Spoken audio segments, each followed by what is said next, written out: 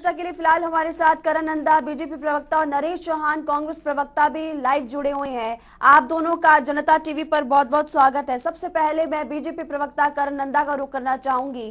करण नंदा जी, चूंकि देखिए जमकर बयानबाजी यहाँ पर सीएम जयराम ठाकुर की तरफ से भी हो रही है, नेता विपक्ष मुकेश अग्निहोत्री की तरफ से भी हो रही है।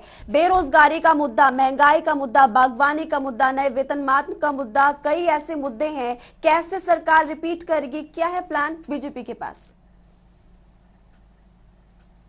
देखिए, भारतीय जनता पार्टी एक सकारात्मक राजनीतिक दल है और जिस प्रकार से भारतीय जनता पार्टी राजनीति कर रही है उसमें हर सामाजिक वर्ग के लिए कोई ना कोई योजना बनाई गई है और धरातल पर उस योजना को उतारा जा रहा है। और जिस तरह आपने पिछले 4.5 साल में देखा होगा कि किस प्रकार से जो है जयराम ठाकुर सरकार ने जो है नीतिगत रूप से जो है वो काम किया है और जी। हर प्रॉब्लम जो है उसको जो है धरातल पर उतरकर सॉल्व किया है। ये एक बहुत काबिले तारीफ चीज है। रह की बात यह है, जो ये आरोप प्रत्यारोप की बात है उसके अंदर विपक्ष का काम है कि वो आरोप लगाएं और पक्ष का काम है कि वो आरोपों का जवाब देकर उसको जो है वो उनके ऊपर है उनकी नीतिगत रूप से प्रकार से कांग्रेस सरकार ने काम किया था, हम जी। उनको का जायजा बताए कि उन्होंने अपने समय में क्या किया था। जी। हमारे पास जो है एक बहुत महत्वपूर्ण योजनाओं जो है जैसे सहारा योजना होगी, आपकी जल कल्याण योजनाकारी योजना है, उसके ऊपर जो है हर घर में जो है जयराम ठाकुर सरकार और मोदी सरकार ने कोई ना जी। कोई लाभ दिया है। उस लाभ के ऊपर जो है हम मिशन रिपीट की ओर बढ़ रहे हैं और जिस प्रकार से हिमाचल में प्रगति हुई है और जिस प्रकार से हिमाचल प्रदेश ने कोविड क्राइसिस के अंदर काम किया है जी। और अपनी जीडीपी को नीचे नहीं आने दिया है, तो उसमें हमें विश्वास है कि हम जो है सरकार रिपीट की ओर ठीक है, बढ़ रहे आप हैं। योजनाओं की बात करें, लेकिन सरकारी आंकड़े बताते हैं कि प्रदेश में 8 लाख के करीब युवा बेरोजगार है, लेकिन कांग्रेस का यह कहना है कि तकरीबन 13 लाख या 10 लाख से ज्यादा युवा बेरोजगार है। देखिए, बेरोजगारी अभी से नहीं है, ये कांग्रेस कार्यकाल से भी चली आ रही है और अगर आप नीतिगत रूप से बेरोजगारी जो है वो कांग्रेस काल में नीचे नहीं आएगी, वो ऊपर जी। ही गई।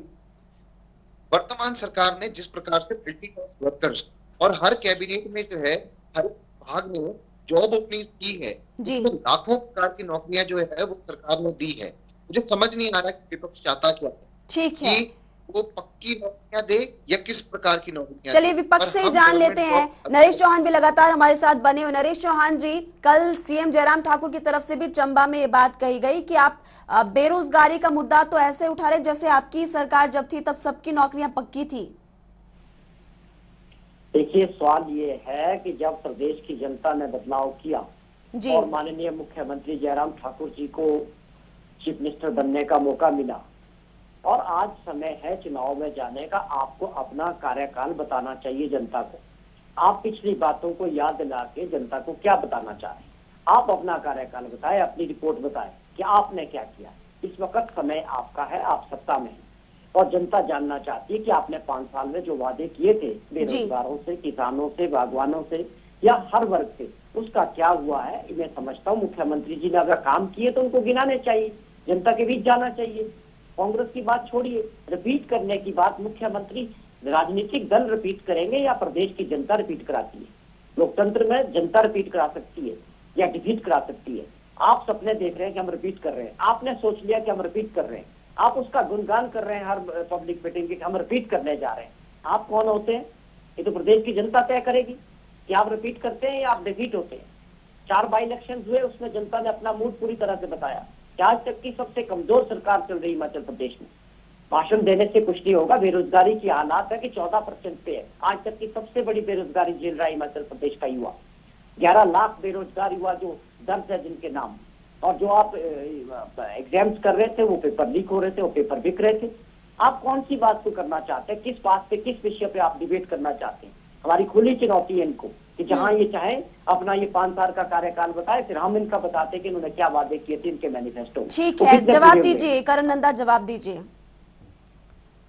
देखिए, मैनिफेस्टो जो है इस बारी पहली बार जो है ऐसा हुआ है कि मैनिफेस्टो की 99% की भी चीजें हैं वो पूरी हुई है और जितने भी हमने वादे किए वो धरातल पर उतारे हैं। रह की बात राजनीति की, राजनीति में राजनीतिक दल जो है राजनीतिक रंगत में काम करेगा ही करेगा, इसका कोई उपाय नहीं है। जी। पर मैं एक बात से सहमत हुआ बड़े भाई नरेश जी से कि जो चुनावी रणनीति है, चुनाव में जनता फैसला करती है, पर जनता का मूड है वो हिमाचल प्रदेश में भाजपा की ओर है। मैं भी अभी को दौरे करके आया हूँ। उसमें साफ दिखता है कि किस प्रकार से जनता भारतीय जनता पार्टी की नीतियों को प्रेम करती है।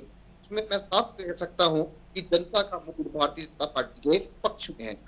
ठीक है, जनता का मूड किसके तरफ है वो तो आने वाला समय ही फिलहाल बताएगा। लेकिन नरेश चौहान जी, मेरा सवाल आपसे ये है, सीएम जयराम ठाकुर की तरफ से भी बात कही गई कि पड़ोसी राज्यों में चुनाव हुए, वहां पर कांग्रेस की बुरी तरह से हार हो गई, यहाँ पर भी इनकी हार होने वाली है क्योंकि कॉन्फिडेंस यहाँ पर बीजेपी नेताओं का भी हाई है और उन्हें पूरी तरह से यकीन है कि जनता उनके पक्ष में ही वोट करेगी।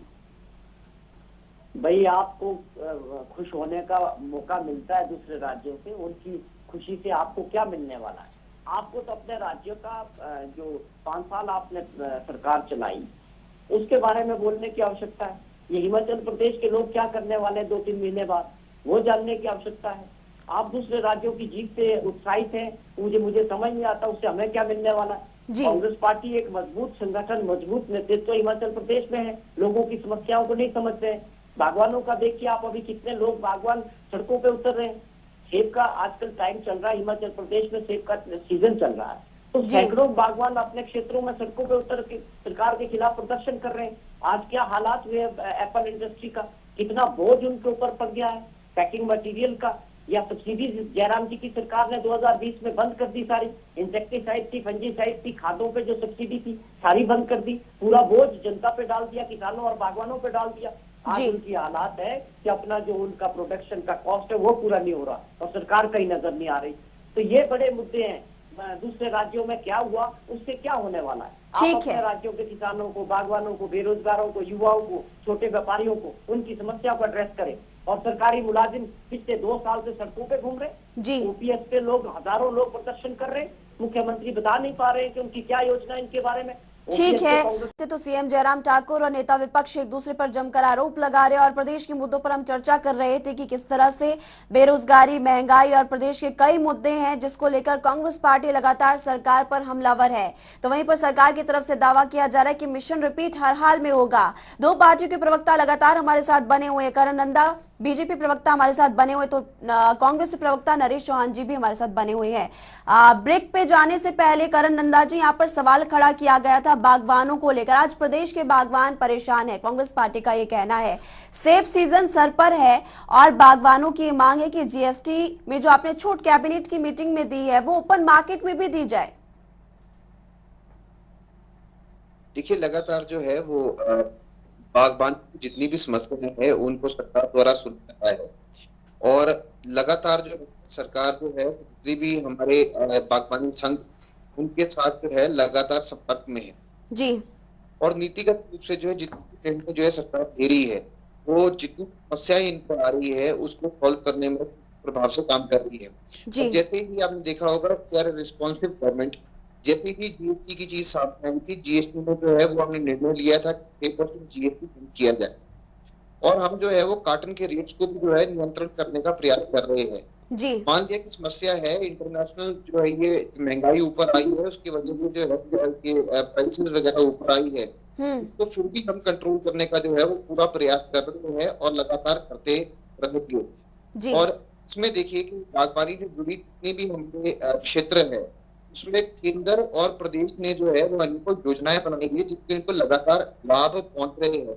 किसान सम्मान निधि अभी से नहीं, 3 वर्ष 4 वर्ष पहले से शुरू हो चुकी है और नीतिगत रूप से सबके खाते में जारी है।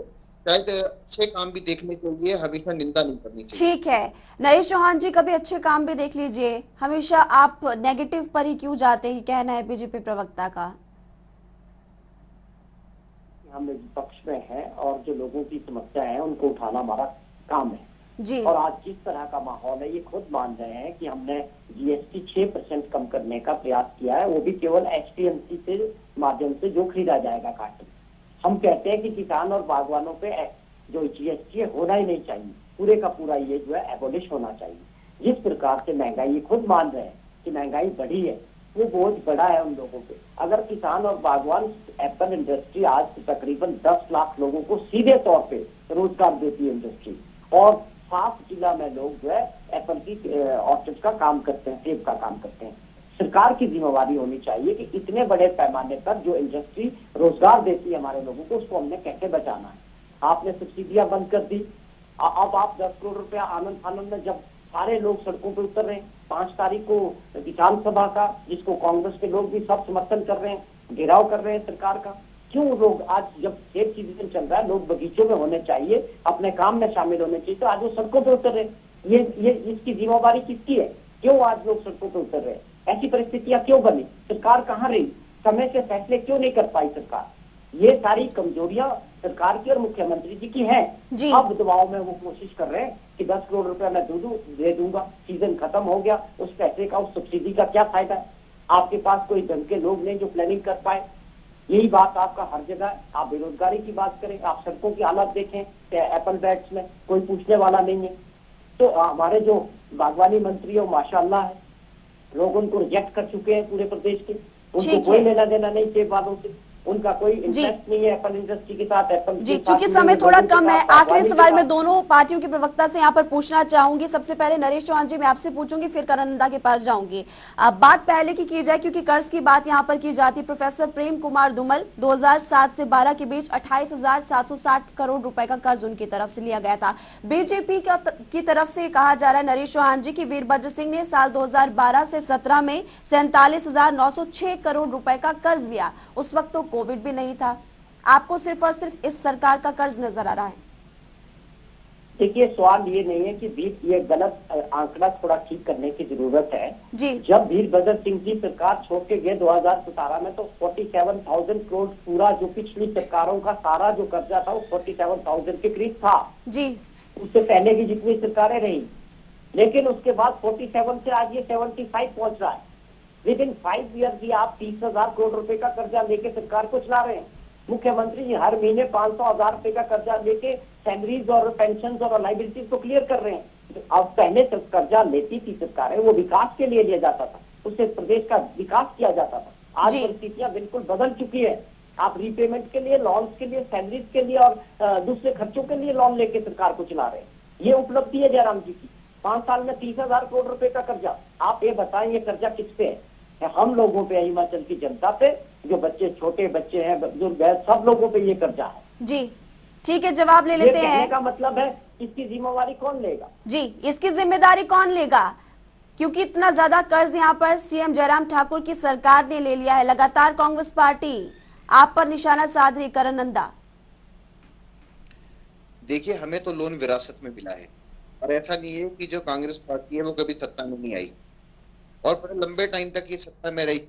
और काफी जो हिमाचल जब बना उसके बाद जो है 30 वर्ष तक उनका ही शासन रहा था, तो काफी जो कर्ज है वो उन्होंने हमें विरासत में दिया है। और आप देखिए प्रकार से जब कांग्रेस की सरकार बनती थी और उसके अंदर जो है वो चेयरमैन और अनेकों विभागों में जो है वो पॉलिटिकल होती थी, तो कम से कम 200 से 250 तो इनके चेयरमैन होते थे। और इनके सीपीएस वगैरह का जितना भी अपना खर्च था, अगर आप उसको देखेंगे तो ये किस्तें जो है उनके प्रस्ताव में जाती थी। पर से सरकार आई है तो जयराम ठाकुर ने जितना भी अगर कर्ज लिया है, तो सबसे पहले कर्ज जो है वो केंद्र सरकार ने ऋण मुक्त दिया है, उसके जो है कुछ शुरू होगा।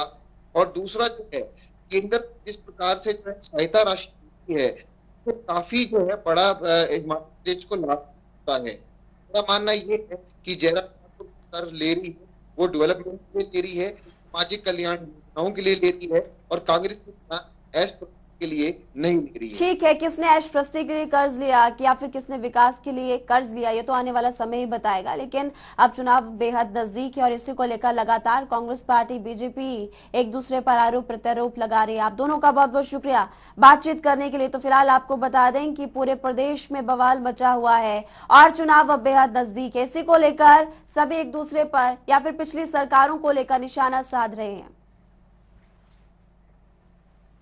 यहाँ पर लेंगे एक छोटा सा ब्रेक, हम तुरंत वापस लौट रहे हैं।